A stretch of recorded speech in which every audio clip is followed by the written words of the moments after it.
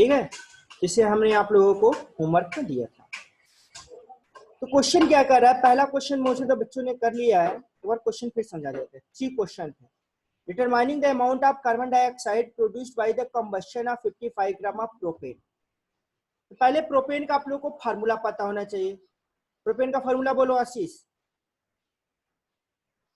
आशीष शर्मा जी, कितने कार्बन कितने hydrogen propane में?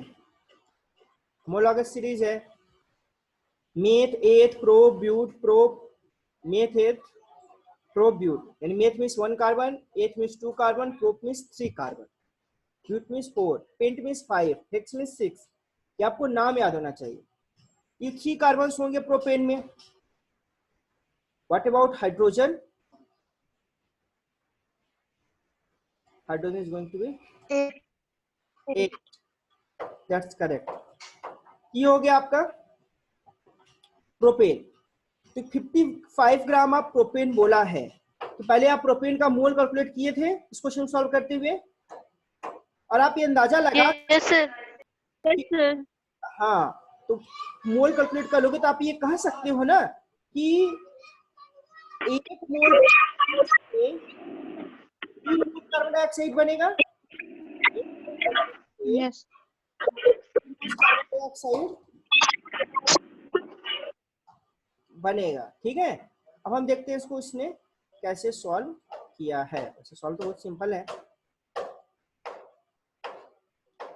पहला प्रॉब्लम देखो, ये इक्वेशन पहले आपको लिखना है कि C3H8 से 3 मोल कार्बन डाइऑक्साइड बनेगा।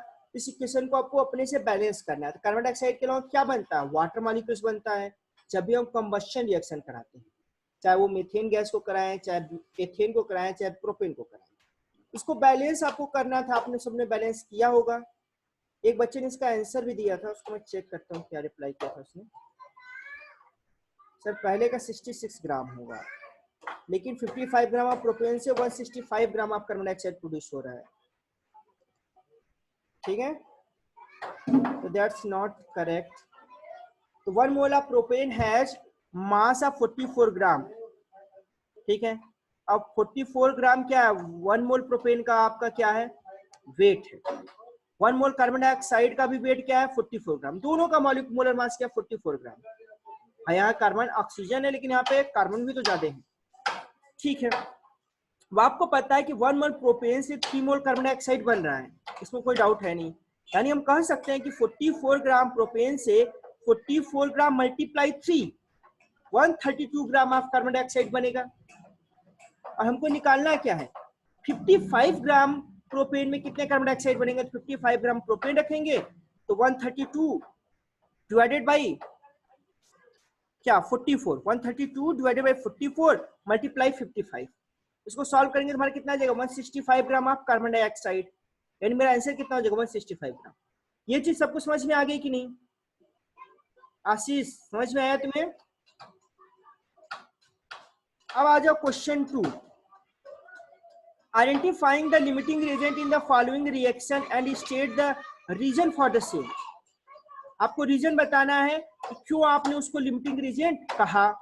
A प्लस बी से AB बन रहा है when 100 atoms of A react with 400 atoms of B। क्या कर रहा है कि 100 atoms of A react with 400 atoms of B।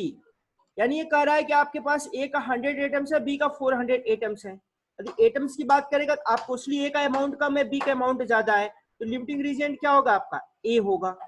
ठीक है, तो आंसर यहाँ पे A is the limiting reactant because 100 atoms of A react with 400 atoms of B and 300 atoms of Y will be left in excess। यहाँ Y नहीं होगा, यहाँ B होगा।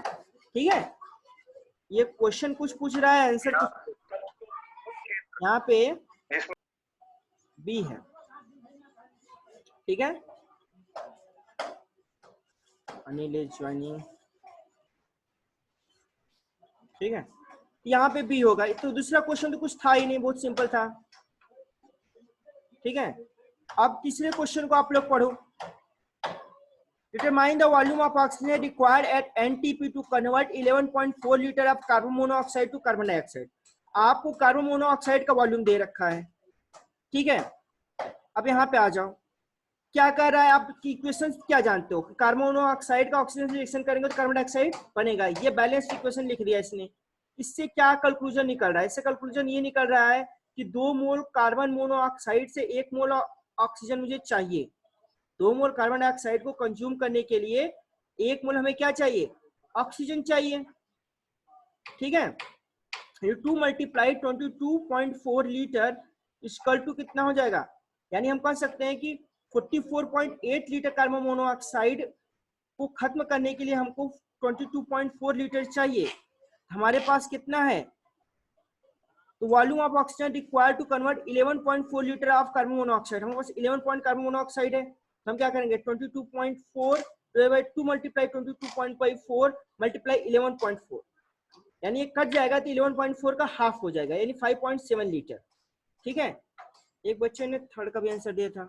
हाँ आशीष, तुम्हारा तीसरा का आंसर बिल्कुल सही है, 5.7 लीटर, यानी तीसरा आपने बहुत अच्छा किया। और किसी बच्चे ने मुझे उतना रिप्लाई नहीं किया। लेकिन फिलहाल ये बताओ आप लोगों को ये इसका समझ में आ गया क्वेश्चन आंसर की नहीं। चलो अनिल कुमार, तुम लेट में ज्वाइन हुए, समझ में आया तुम्हें कुछ, जो भी है। ठीक है, अब हम आ जाते हैं अपने नेक्स्ट पार्ट में। यस सर, समझ में आ गया। चलो कुछ लोगों ने रिप्लाई किया, क्लियर ऑल ड्राइंग। अब मैं लास्ट स्लाइड्स में आता हूँ, रिएक्शन इन सॉल्यूशन में। ठीक है, मैंने यहाँ क्लिक कर दिया है, गोइंग टू बी ओपन, और हमारी रिकॉर्डिंग चालू है। इस स्लाइड्स के खत्म होते ही आज का ये चैप्टर कंप्लीट हो जाएगा। आज था, यस सर समझ में आ गया, दैट्स गुड, समझ में आ गया। अब हम लोग एक्सप्रेसिंग द कॉन्सेंट्रेशन सॉल्यूशन बोल रहे थे, मैंने इसके बारे में बताया था कि ये क्लास 12 के भी सिलेबस में है, इसलिए उसको बहुत अच्छे से पढ़ना। ठीक है, तो 11th के लिए नहीं 12th के लिए भी काम आएगा ये। तो हमें इस लेक्शन में क्या पढ़ेंगे, मास परसेंट, मोल फ्रैक्शन, मोलेरिटी, मोलेरिटी। ये फिलहाल मैंने कल ही में वीडियो लेक्चर के माध्यम से चारों चीज समझा दिया था। Calculating the amount of reactant and product while considering reaction solution, एक रिएक्शन सॉल्यूशन में हो रहा है तो हम कैसे रिएक्टेंट और प्रोडक्ट के अमाउंट को कंसीडर करेंगे, कैसे कैलकुलेट करेंगे, ये चीजें भी हमको सीखनी है। तो रिएक्शन इन सॉल्यूशन, देखो ये टेस्ट ट्यूब है और ये पिपेट है, पिपेट ब्यूटेट जो भी बोलते हो, अब इसका हमको पता चल जाएगा। Chemical reaction such as precipitation and acid base reaction occurs in aqueous solution. Precipitation मतलब क्या होता है कि सेटल हो जाए टेस्ट ट्यूब के नीचे white precipitate, yellow precipitate, undissolved solid form है, वो प्रेसिपिटेट है।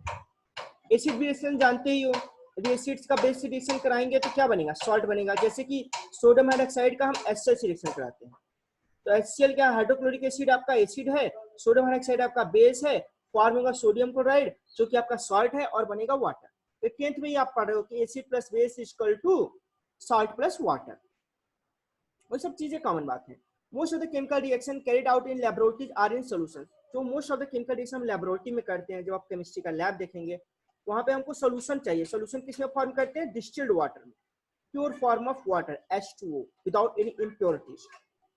A solution is formed when a solute is dissolved in a solvent. Solution तो एक फॉर्म होता है जब सॉल्यूट डिसॉल्व होता है सॉल्वेंट में, तो सॉल्यूशन फॉर्म होता है। कॉमन सेंस बात है, सॉल्यूशन बराबर क्या होता है, solute plus solvent. The component which dissolve in the solvent and is present in lesser amount is called solute.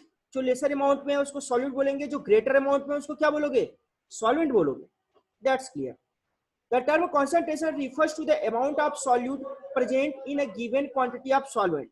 तो concentration क्या होता है, concentration किसको रिफर करते हैं, अमाउंट ऑफ सॉल्यूट को। जनरली concentration को किसके लिए बोलते हैं, सॉल्यूट के अमाउंट को बोलते हैं, क्योंकि सॉल्वेंट तो ऑब्वियसली बहुत ज्यादा ही है, हमें सॉल्यूट सॉल्वेंट के अमाउंट से कोई लेना देना उतना खास नहीं होता है। हमको किसके अमाउंट से लेना देना होता है, सॉल्यूट के अमाउंट से लेना देना होता है। सॉल्यूट का अमाउंट क्या है उस हिसाब से हम कॉन्सेंट्रेशन बोलते हैं। अब कॉन्सेंट्रेशन निकालने के लिए देखो ये चार चीजें, mass percentage, mole fraction, molarity, molarity, one by one हम सबको डिस्कस करेंगे। ठीक है, the concentration of solution can be expressed in 4 different way. अब हम मास परसेंटेज देख लेते हैं। फार्मूला मैंने मास परसेंटेज का बताया था, एक न्यूमेरिकल भी करवाया था। Mass percentage is defined as the percentage composition by mass or the mass of component per 100 gram of solution. Mass percentage or weight by weight, इसको वेट बाय वेट भी बोलते हैं, वॉल्यूम बाय वॉल्यूम भी आता है और weight by volume भी आता है, मास बाय वॉल्यूम भी आता है। लेकिन अभी आपको क्या पढ़ना है, बस वेट बाय वेट पढ़ना है आपके सिलेबस में है, और बाकी नहीं है, बाकी 12th में आप जानोगे। ठीक है, तो weight by weight percentage calculated as mass percentage equal to mass of solute by mass of solvent. यहाँ सॉल्वेंट नहीं होगा बेटा, यहाँ सोल्यूशन होगा। कभी कभी टाटा क्लास वालों से भी गलती हो जाती है, यहाँ पर क्या है, सोल्यूशन है। ठीक है, यदि आप लोग अकेले से टाटा क्लास देखते तो आप लोग गलत पढ़ लेते। ठीक है, माउस से लिखना बड़ा मुश्किल है। खैर, पढ़ पा रहे हो आप लोग, सोल्यूशन लिखा हूं, ये सॉल्वेंट कट। ठीक है, तो मास of solute by mass of solute. मैं ऐसा क्यों बोल रहा हूं, आप ये फार्मूला देख लो बेटा, ये फार्मूला देख लो। फार्मूला क्या कर रहा है, WA by WA plus WB। WA क्या है, सॉल्यूट है, WB क्या है, सॉल्वेंट है, यानी WA solute by WA plus WB, solute plus solvent, that means solution. समझ में आ रहा है ना सबको? ठीक है, तो क्या गलती मैंने बता दिया। तो देखो यहाँ डिफिनेशन भी आप देखो, mass percentage defined as the percentage composition by mass or the mass component per 100 gram of solution. 100 gram of solution यहाँ लिखा है, फार्मूला यहाँ solution multiply 100। Example in solution prepared by mixing 8 gram of solute in 32 gram of water. Solute 8 gram है, 32 gram of water है, यानी इसका mass percentage कैसे निकालेगा, 8 प्लस 32 मल्टीप्लाई 100, यानी कट कट कितना आ गया, 20% इज द आंसर। सेकंड है आपका मोल फ्रैक्शन। तो मोल fraction is the ratio of the number of moles of one component, that means solute और सॉल्वेंट। वो कंपोनेंट क्या होगा, या तो सॉल्यूट होगा या तो सॉल्वेंट होगा, to the total number of moles of all component of a solution. Solution के सारे कंपोनेंट का मोल्स, यानी सॉल्यूट प्लस सॉल्वेंट होगा। It is denoted by X, इसको साई भी बोलते हैं, साई ए साई बी, लेकिन यहाँ पे आप लोग कंफर्टेबिलिटी के लिए सिंबल लुक लाइक एक्स, तो मैं एक्स बोलता हूँ। ठीक है, mole fraction of solute x A component आपका सॉल्यूट है, बी कंपोनेंट क्या है, सॉल्वेंट है। तो मोल फ्रैक्शन ए का आंसर क्या होगा, Na by Na plus Nb। Na क्या है, mole of A component, Nb क्या है, मोल ऑफ बी कंपोनेंट। उसी तरह से मोल फ्रैक्शन ऑफ सॉल्वेंट क्या हो जाए, X equal to Nb by Na plus Nb। अब ध्यान दो इक्वेशन को बेटा, Na by Na plus Nb plus Nb by Na plus Nb हम करेंगे तो 1 आ जाएगा। यानी यदि दो कंपोनेंट हैं और दोनों कंपोनेंट का मोल फ्रैक्शन निकालेंगे तो उसका जो सम होगा वो हमेशा 1 होता है।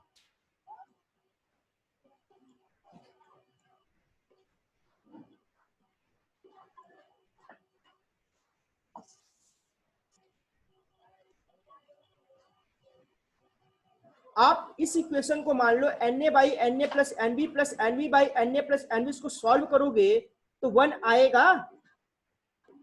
थोड़ा बहुत मैथमेटिक्स, यानी दो कंपोनेंट हैं, यदि हमें किसी एक कंपोनेंट का मोल फ्रैक्शन पता है, दूसरे का मोल फ्रैक्शन कैसे निकालेंगे, 1 से घटा करके। इतना क्लियर है ना? The sum of the mole fraction of all component is always equal to 1। यहाँ पे देखो यही स्टेटमेंट लिखा है, यदि 3 कंपोनेंट होंगे तो तीनों कंपोनेंट का मोल फ्रैक्शन मिला के 1 होगा, यदि 4 होंगे तो चारों का कंपोनेंट का निकालेंगे तो मोल फ्रैक्शन 1 आएगा। इस बात का ध्यान रखना। ठीक है, therefore if the mole fraction of one component in a binary solution is known, then mole fraction of other component can be determined without calculating so much using complex formula. The number of moles can be determined using the following formula। जिसको number of मोल निकालने नहीं आता अब तक, वो इस फार्मूले को रट डालो। क्या करो, सीधा रट डालो। Number of mole is equal to mass by molar mass. Mass कौन मास, गिवन मास, किसमें, ग्राम में। मोलर मास क्या होता है, उसका मॉलिक्यूलर वेट होता है, मॉलिक्यूलर मास होता है जिसको आप कैलकुलेट करते हो। That's clear. चलो अब मोलरिटी आ जाओ, जो मैंने पढ़ा चुका है। मोल, ये तो अच्छा, मोल फ्रैक्शन का ही क्या है, एक एग्जांपल है। चलो एग्जांपल मोल फ्रैक्शन का देखते हैं। ठीक है, calculating the mole fraction of solution of 25 ग्राम। कौन है सर, एक क्वेश्चन है सर, ये होता है 98 ग्राम ऑफ H2SO4 और 58 ग्राम ऑफ H2O है। इसमें सॉल्वेंट क्या है। देखो सॉल्वेंट पता लगाने के लिए आपको निकालना पड़ेगा मोल, जिसका मोल ज्यादा होगा वो सॉल्वेंट होगा। एक क्वेश्चन आशीष ने पूछा है, उसका मैं रिप्लाई कर देता हूँ, आप लोग भी ध्यान से सुनो। इसने बोला कि 98 ग्राम ऑफ H2SO4 है, 98 ग्राम। H2SO4 का मोलर मास कितना होगा आशीष बताओ। H2SO4 का मोलर मास निकाले थे तो वाटर का 2 होगा, सल्फर है S, इसका कितना होगा 32, और ऑक्सीजन 4 है, 16 × 4 64। आपका क्या हो गया, सल्फ्यूरिक एसिड 1 मोल हो गया कि सल्फ्यूरिक एसिड जो है H2SO4 उसका मोलर मास भी कितना होता है 98 ग्राम होता है। तो आपका सल्फ्यूरिक एसिड 1 मोल है और आपका वाटर कितना 58 ग्राम है, लेकिन आपको वाटर का मोलर मास पता है 18 है, कितना होता है 3.22 मोल। वाटर आपका 3.22 मोल है और सल्फ्यूरिक एसिड 1 मोल है, तो आप कोर्सली जो मोल जिसका ज्यादा होगा वही सॉल्वेंट होगा, यानी इसमें क्या होगा सॉल्वेंट आपका वाटर होगा, सॉल्यूट क्या होगा सल्फ्यूरिक एसिड होगा। ठीक है, समझ में आ गया सबको, सिंपल क्वेश्चन था। ठीक है, ठीक क्वेश्चन देखो, calculate the mole fraction of a solution of a 25 gram of methanol in 125 gram of water.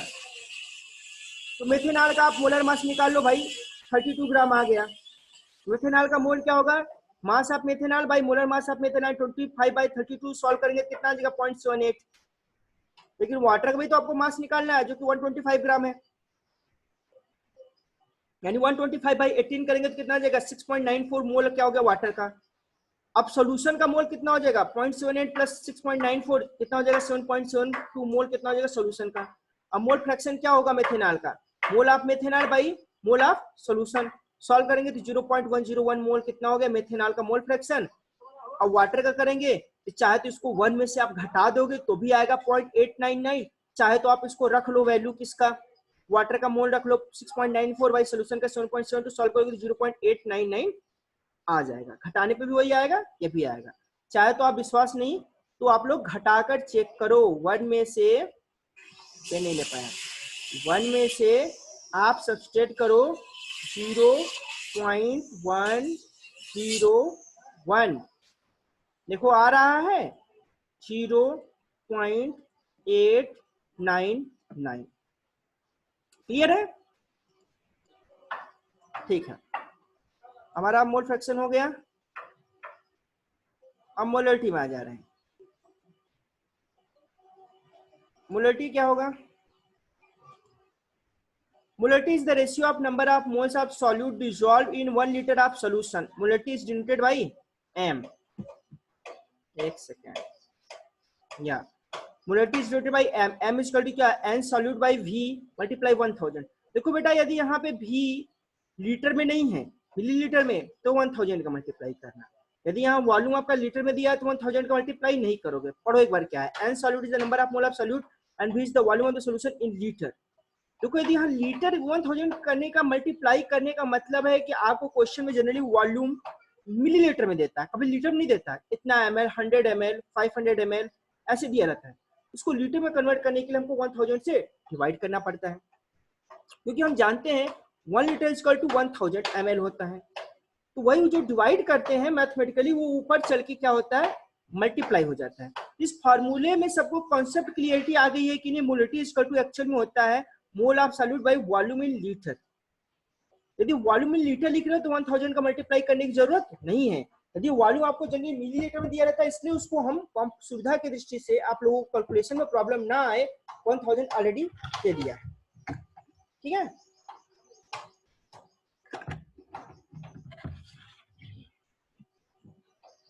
ठीक है, the product of molarity and volume is a constant. ठीक है, if the volume is increased molarity decreases and vice versa. Simple सी बात है, यदि volume मेरा यहाँ इंक्रीज होगा तो मोलरिटी क्या होगी डिक्रीज होगी। Molarity is express in moles per litre or moles per cubic decimetre. चाहे हम मोल पर लीटर बोल दे, चाहे मोल पर डेसीमीटर क्यूब बोल दे, बात एक ही है, क्योंकि 1 decimetre cube equal to 1 litre होता है। ठीक है, the molality of solute change with temperature because the solvent expand और contract with the change in temperature. देखो मोलिटी की खास बात क्या है, मोलिटी टेम्परेचर बदलने के साथ बदल जाता है। ठीक है, क्यों? क्योंकि जैसे ही हम टेम्परेचर बढ़ाएंगे वॉल्यूम क्या होगा, एक्सपेंड करेगा, मान लीजिए कुछ दूर दूर जाएगा। यदि वॉल्यूम बढ़ेगा तो आप जानते हो कि मोलिटी घटेगा, क्योंकि यहाँ पे क्या है, यूनिवर्सली रिलेशनशिप है मोलिटी और वॉल्यूम का। यहां तक सबको क्लियर हो गया? अब आगे बढ़ते हैं। क्वेश्चन है, दो क्वेश्चन दिया, सिंपल सिंपल सा। पहला क्वेश्चन है, calculate the molality of a solution of 0.25 gram of sodium hydroxide in 200 ml of water. तो भाई आप सोडियम हाइड्रोक्साइड का मोलर मास दे के रखा है 40। सोडियम हाइड्रोक्साइड का पहले मोल निकालोगे। सोडियम हाइड्रोक्साइड का मोल क्या हो जाएगा, 0.25 ग्राम डिवाइडेड बाई 40। ठीक है, यानी 0.25 ग्राम डिवाइडेड बाई 40। लेकिन वॉल्यूम क्या है, 200 ml है, यानी 200 ml को लीटर बदल के बाद 100 से मल्टीप्लाई कर दिया। सॉल्व करके कितना जाएगा, 0.0131 मोल, 0.031 मोल। सेकेंड क्वेश्चन है, calculate the molality of a solution of 26.11 gram of potassium chloride in 2500 ml of water. Simple सी बात है, सेम कॉन्सेप्ट। पोटेशियम क्लोराइड का मॉलिक्यूलर मास कितना हो गया, 74.6 दिया है, तो 26.11 डिवाइडेड बाई 74.6 करेंगे तो इतना मेरा मोल हो गया। अब हमको वॉल्यूम चाहिए, 2500 ml है, उसको 1000 से भाग दिया तो ऊपर चल के मल्टीप्लाई हो गया तो क्या हो गया, लीटर हो गया। सॉल्व करके कितना गया, 0.14 मोलर है। ये दोनों न्यूमेरिकल सबको क्लियर है कि नहीं? आस्था, दीपाली, यस सर। चलो दैट्स गुड। मोलैरिटी, देखो मोलैरिटी हम क्यों पढ़ रहे हैं, अभी हमने मोलैरिटी में पढ़ा था कि मोलैरिटी टेम्परेचर बदलने से बदल जाता है, लेकिन मोलैरिटी की खास बात जानते हो क्या है, ये टेम्परेचर बढ़ने के साथ नहीं बदलता है। क्यों नहीं बदलेगा, ये भी पता चल जाएगा। ठीक है, अब क्या है molarity, molarity is the number of mole of solute dissolve per kilogram of solvent. Molarity is united by M. देखो क्या, molarity is equal to N solute by W solvent multiply 1000। 1000 से मल्टीप्लाई क्यों किया है, W is the mass of the solvent in gram, यहाँ gram में दिया है, और ग्राम में दिया है तो केजी से कन्वर्ट करने के लिए 1000 से ऊपर मल्टीप्लाई करेंगे या तो नीचे डिवाइड करेंगे। क्लियर, यानी आप ग्राम में यहाँ रखोगे तो 1000 ग्राम को केजी में बदलना जरूरी है, इतना मोटा मोटा जान लो। Molarity is represented in moles per kg. Molarity does not change with temperature since it consider the mass of solvent. देखो यदि मास की बात करें तो मास कांस्टेंट है किसी चीज का, टेम्परेचर बढ़ाए या घटाए मास तो नहीं बदलेगा, भले वॉल्यूम बदल जाए। क्लियर, अब क्वेश्चन है दो ठो। Calculate the molarity of a solution of 25.5 gram of calcium hydroxide in 300 ml of water with a density of 1 ग्राम पर लीटर। ठीक है, तो मॉलिक्यूलर मास क्या होता है कैल्शियम हाइड्रोक्साइड का, एक्चुअल में कैल्शियम हाइड्रोक्साइड का फार्मूला भी इसने सही नहीं लिखा है, थोड़ा सा एक मिस हो गया है। यहाँ पे OH2 के आगे आपका Ca है, CaOH2 का ट्वाइस ही होता है कैल्शियम डाई हाइड्रोक्साइड या कैल्शियम हाइड्रोक्साइड का फार्मूला। कैल्शियम का वेट कितना होता है आपका 40, ये OH का ट्वाइस इसलिए 2 बाहर हो गया, ऑक्सीजन 16 और वाटर 1, यानी सॉल्व करेंगे तो 74 आ जाएगा। अब इसका वेट दिया 25.5 ग्राम डिवाइड बाय 74, सॉल्व करेंगे तो 0.277 मोल आ गया। अब अमाउंट ऑफ वाटर आपको निकालना है, तो 300 ml ऑफ वाटर दिया है। अब बताओ ये ml में दिया है तो यहाँ पे ये ग्राम में कैसे हो गया, ये 300 calcium hydroxide in 300 ml water with density of 1.1 ग्राम पर लीटर। ये 300 ml जो है कैल्शियम हाइड्रोक्साइड डिसॉल्व हो गया है, जो सॉल्यूशन है उसकी डेंसिटी है, और सॉल्यूशन का वॉल्यूम बता रहा है 300 ml। तो 300 ml को हम ग्राम में बदलेंगे तो volume multiply density equal to क्या होता है, मास, क्योंकि मास इक्वल टू क्या होता है, वॉल्यूम बाय डेंसिटी। अरे सॉरी, डेंसिटी इक्वल टू क्या होता है, मास बाय वॉल्यूम। डेंसिटी ये डी है इक्वल टू क्या होता है, मास बाई वॉल्यूम। यदि आपको डेंसिटी पता हो, वॉल्यूम पता हो, तो मास नहीं निकाल लोगे। तो मास इक्वल टू क्या हो जाएगा, डेंसिटी इनटू वॉल्यूम, यानी 300 ml मल्टीप्लाई 1 ग्राम पर ml। यहाँ पे ml होना था बेटा, ठीक है, ml कट जाएगा, यानी कितना हो जाएगा 300 ग्राम। और इसमें से हम 25.5 ग्राम घटा देंगे, कैसे में डाल देंगे 270 और 279.5 ग्राम मेरा क्या हो जाएगा, अमाउंट ऑफ वाटर हो जाएगा। क्लियर। अब m इक्वल टू NaOH का twice by W water multiply 1000, इसको सॉल्व करेंगे। 1000 से मल्टीप्लाई क्यों किया, क्योंकि यहाँ पे मैंने ग्राम में लिखा है, इसको किलोग्राम में नहीं बदला है। इसका मेरा आंसर कितना आ जाएगा 0.991 मोलर। और जब भी हम कोई लैबोरेटरी में ऐसा सोल्यूशन बनाते हैं जिनको हमको बाद में यूज करना हो इन फ्यूचर, तो हम हमेशा मोलैलिटी में बनाते हैं। मोलैलिटी में इसलिए बनाते हैं ताकि वो टेम्परेचर बदलने के साथ नहीं बदलेगी रीडिंग। दैट्स क्लियर, ठीक है। अब दूसरा क्वेश्चन देख लो। दूसरा क्वेश्चन क्या कह रहा है, calculate the molality of a solution. अच्छा, पहला क्वेश्चन का आंसर सबको समझ में आ गया, स्टेप समझ में आ गया कैसे सॉल्व होगा। सेकेंड है, calculate the molality of a solution of 22.5 gram of ammonia in 2500 ml of water. Molar mass of NH3 equal to 17 होता है। अब NH3 का मोलर मास पता है, वेट दिया है, तो 2.55 बाई 17 करेंगे तो 0.15 मोल हो गया आपका अमोनिया, ठीक है। वाटर दे दिया 2500 ml, ये वाटर अलग से दिया है, तो 2500 ml है। और डेंसिटी आपको पता है वाटर का 1 ग्राम पर लीटर, यानी मल्टीप्लाई करेंगे अगेन। यहाँ डेंसिटी दिया नहीं है, लेकिन डेंसिटी जब नहीं दे तो आप मान के चलो कि वाटर डेंसिटी स्टैंडर्ड वाटर की 1 ग्राम पर ml होती है। मल्टीप्लाई करेंगे तो 2500 ग्राम हो जाएगा। 2500 ग्राम और 1000 इसको किलो में बदलना है, तो 1000 से ऊपर मल्टीप्लाई कर दिया, सॉल्व कर दिया, 0.06 मोलर आ गया। ये दोनों न्यूमेरिकल क्लियर हो गया है कि नहीं आप लोगों को? रिप्लाई मी फास्ट, तो मैं आगे बढ़ूँ। रिप्लाई yes, तो आगे बढ़े ना फिर, चलो। yes, क्विक रिकैप की बात करें, ये मास परसेंट का फॉर्मूला दिया है, मास of solute by mass of solute multiply 100, ठीक है।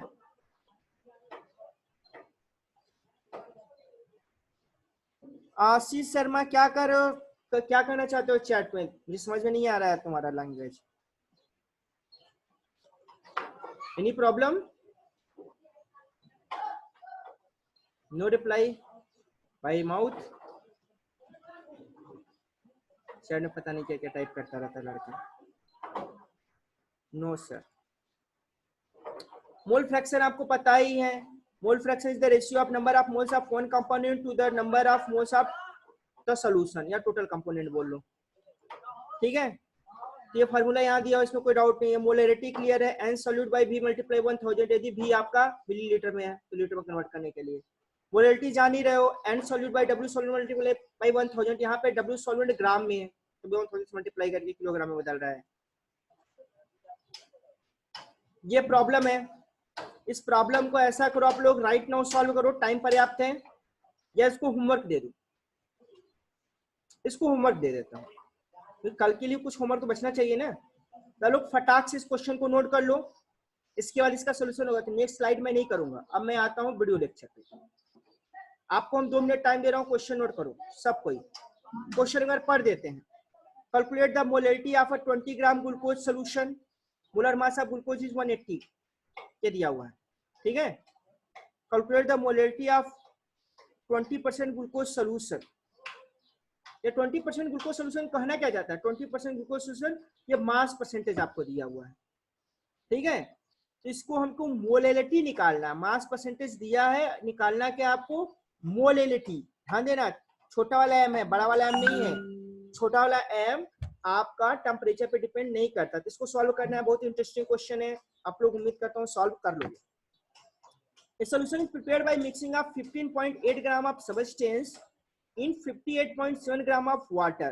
कोई एक सबस्टेंस है जिसका नाम नहीं बताया है, लेकिन 15.8 ग्राम है और वाटर है 58.7 gram. Determine the mass percentage of substance, इसका मास परसेंटेज पूछा है, किसका, सॉल्यूट का पूछा है, जो कि 15.8 ग्राम है। ये मास परसेंटेज आप लोग निकाल लोगे, दैट सिंपल। तो आप लोग क्वेश्चन नोट कर लो तो रिप्लाई करो मुझे फास्ट कि क्वेश्चन नोट हो गया, तो मैं आगे बढ़ूं। स्क्रीन पे आप सबको दिख रहा है ना क्वेश्चन?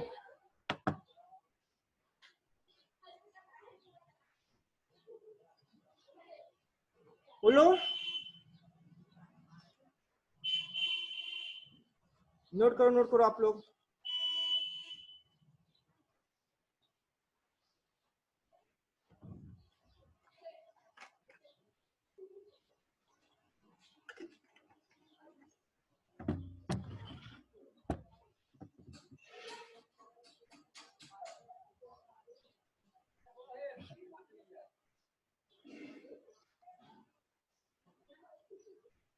हाँ, शुक्रिया का हो गया नोट, ठीक है, और सबका हो गया ना?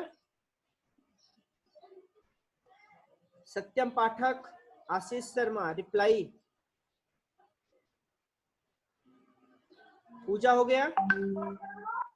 हाँ अच्छा हो गया, चलो ठीक है। मुझसे तो बच्चों का हो गया है। अब मैं ऐसा करता हूं, आगे बढ़ता हूं, ठीक है?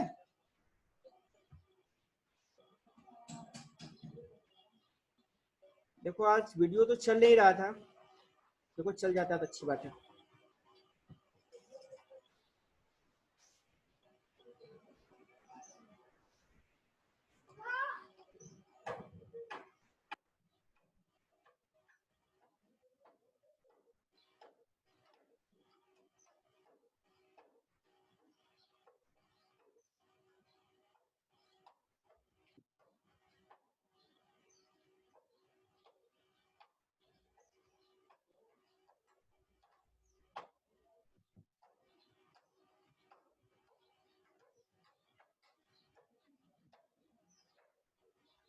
इसमें क्विज भी है, और क्विज देखते हैं।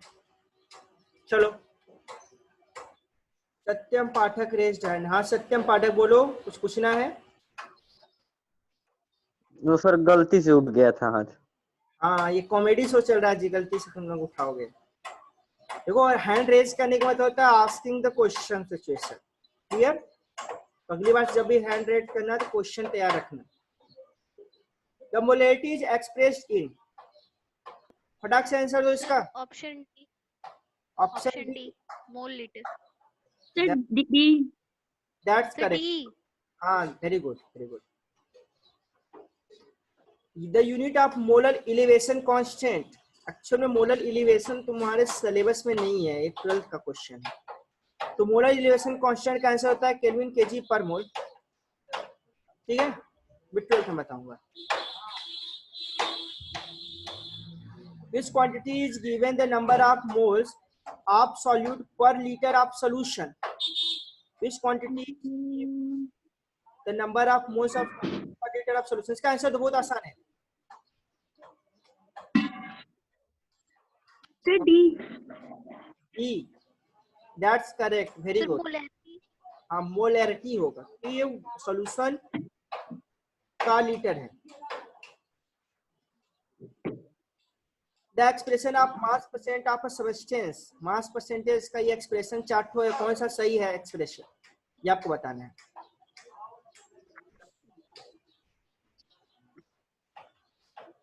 मास परसेंटेज है ये, आंसर दो। देखो बी या सी में से कोई, ए और बी में से कोई एक होना चाहिए। Sir B. हाँ बी तो हो जाना चाहिए। एक्चुअल में ए और बी में कोई डिफरेंस मुझे नहीं लग रहा है, दोनों एक ही स्टेटमेंट देखा है। कुछ डिफरेंस आप लोग को दिख रहा है क्या? B B B B actual question गलत हो सकता है। देखो बी करते हैं, बी इज करेक्ट, ए करते हैं, ए भी करेक्ट होना चाहिए। ए गलत है, ए में क्या एरर है भाई? The mass of the sir substance, 1000 दिया हुआ है। अच्छा अरे 1000 दिया, तो मेरे को दिख नहीं रहा था, sorry. B is correct, alright, without any doubt. The unit of molar depression constant, ये जो मोलर डिप्रेशन एलिवेशन है ये सब क्लास 12th में है, कोलिगेटिव प्रॉपर्टीज का क्वेश्चन है, इसका भी होगा, पता नहीं, केल्विन केजी पर मोल, ठीक है? Kelvin is the unit of temperature, temperature का यूनिट है ना? द यूनिट ऑफ नॉर्मेलिटी, एक नया टर्म आता है बेटा नॉर्मेलिटी। नॉर्मेलिटी क्या होता है, मोलरिटी से थोड़ा सा डिफर होता है। जैसे H2SO4 की बात करें तो H2SO4 में 2 हाइड्रोजन, 2 हाइड्रोजन मतलब 1 मोल H2SO4 2 मोल सोडियम हाइड्रोक्साइड को न्यूट्रलाइज कर सकता है, क्योंकि H+ क्या है, एक एसिड है, प्रोटॉन है, ठीक है, प्रोटॉन को हम एसिड बोलते हैं, तो प्रोटॉन देता है वो एसिड है, इसलिए उसके हिसाब से वो कितने, कोई एसिड कितने बेस को न्यूट्रलाइज करेगा, उसकी बेसिसिटी क्या है, तो कोई बेस कितनी एसिड को न्यूट्रलाइज करेगा, उसकी एसिडिटी क्या है, उस हिसाब से हम क्या निकालते हैं, इक्विवेलेंट मास। इक्विवेलेंट मास निकालते हैं और इक्विवेलेंट मास के हिसाब से हमारा क्या निकलता है, मोलर मास। मोलर मास का नॉर्मेलिटी, यानी इसका आंसर होगा नॉर्मेलिटी का ग्राम पर लीटर, ग्राम में तो आंसर रहेगा, केल्विन पर मोल, जूल पर ग्राम, ग्राम पर लीटर होना चाहिए, ठीक है। ग्राम पर लीटर तो मोल का भी होगा, लेकिन कौन सा ग्राम, इक्विवेलेंट ग्राम पर लीटर, यहाँ इसको लिखना चाहिए था। Molarity of a substance is 1 mole of substance in, इसका आंसर दो आशीष। 1 liter of 1 litre of solvent या 1 kg Sir, of, 1 kg of solvent. 1 kg, that's correct. यहाँ लीटर नहीं होगा, केजी होगा में से। मोल fraction of substance is always greater than 1, equal to 1, smaller than 1 or 0. Give me answer fast. equal to 1.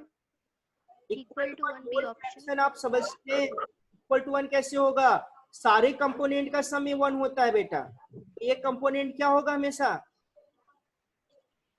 बताओ, Smaller than 1. Smaller than 1, Smaller than. Smaller than 1 is the right answer, because एक component होगा तो हमेशा smaller than 1 होगा, दूसरे component को भी जोड़,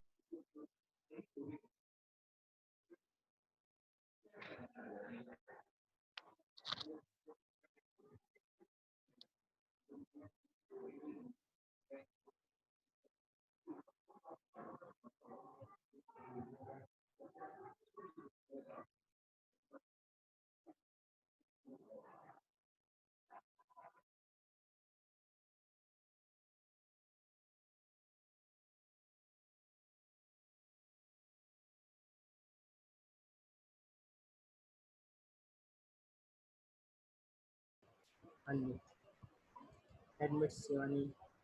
हेलो, मेरी आवाज आ रही है? Yes sir. ठीक है, ये लास्ट क्वेश्चन है, इसको देखो। Which of the following statement is true? Molarity change with temperature, molarity change with temperature, mole fraction is dependent on temperature, the number of moles is dependent on temperature. Give me answer. Sir, option A. Option Molarity. Option A molarity change with temperature सही है, मुझे भी लग रहा है। Yes. Yes, sir. That's correct. तो आज के लिए आपका इतना, और ये चैप्टर आपका लगभग खत्म हो गया है, ठीक है। अब मैं आप लोगों को एक पीडीएफ भेजूंगा जिसमें एनसीईआरटी का जो इंटेक्स क्वेश्चन है उसका उसमें सोल्यूशन रहेगा। तो पहले आप लोग क्या करना है कि खुद से कोशिश करना, फिर उस सोल्यूशन को एक बार देखना जिसमें उस इंटेक्स क्वेश्चन सॉल्व हुए हैं, और उस देखने के बाद भी न समझ में आए तो कल आप लोग मुझे पूछना, क्योंकि कल पूछने के लिए आपको मैं मौका दूंगा, नहीं तो उसके बाद मैं न्यू चैप्टर शुरू कर दूंगा, एटॉमिक स्ट्रक्चर, जो वेरी इंपॉर्टेंट चैप्टर, ठीक है। आज के लिए इतना ही। किसी को कभी क्वेश्चन पूछना है तो पूछ सकता है, ठीक है। ये वीडियो तो चल नहीं रहे हैं, नहीं तो मैं चलाता। वीडियो देखना चाहोगे, ऐसे टाइम तो आपको चला है। चलो कल मैं क्वेश्चन भी देख लूंगा, वीडियो अभी का वीडियो शायद चलने लगा क्या, इससे पहले चल नहीं रहा था, नेटवर्क नहीं आ रहा था। चलो ठीक है, आप लोगों की और क्लासेस हैं अभी आगे कि नहीं है? पूजा रिप्लाई नो नहीं, सर। एक्सटेंड कर दे क्लास की रहने दे? No, sir. एक्सटेंड ना करें? चलो रहने दीजिए सर। ठीक है, फिर मैं एंड करता हूँ, आप लोग खुद से अपने आप को क्विट कर लो, नहीं तो मैं क्विट कर ही देता हूँ आप लोगों को। स्टॉप शेयरिंग, ठीक है, एंड।